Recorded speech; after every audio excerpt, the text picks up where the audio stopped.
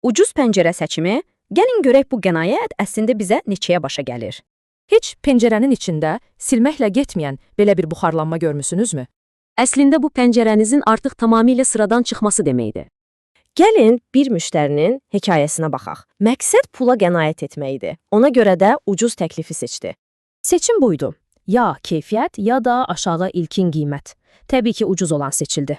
Cəmi bir il keçdi ki, pəncərələr içəridən tərləməyə başladı. Səbəb isə zəif izolyasiya idi. Müştəri şikayətə qaydanda isə psix artıq yox idi. Nə zəmanət var idi, nə də kömək. Bu vəziyyətə yanmış şüşə deyilir. İçəridəki nəm günəşin istisi ilə quruyur və şüşəni birdəfəlik korlayır. Deməli, proses sadədir. Zəif izolyasiya, içəri dolan nəm və günəş. Nəticə isə daimi zədədir. Yəni, bir pəncərə tərlədisə, o şüşə artıq tamamilə yararsızdır və atılmalıdır.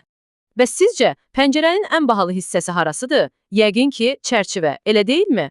Profil, çərçivə? Xeyr, heç biri deyil. Cavab sizi bəlkə də təəccübləndirəcək. İnanılmazdır, amma pəncərənin dəyərinin 80%-i məhz şüşənin payına düşür. Bu diaqram hər şeyi aydın göstərir. Əsas investisiya əslində çərçivəyə yox, məhz şüşəyə edilir. Beləcə, müştəri 2 qat xərcə düşdü. Ən bahalı hissə sıradan çıxdı və ilkin qənaət heç oldu. Beləliklə, düşünməyə dəyər, pəncərə bir dəfəlik xərcdir, yoxsa uzun müddətli bir sərmayə?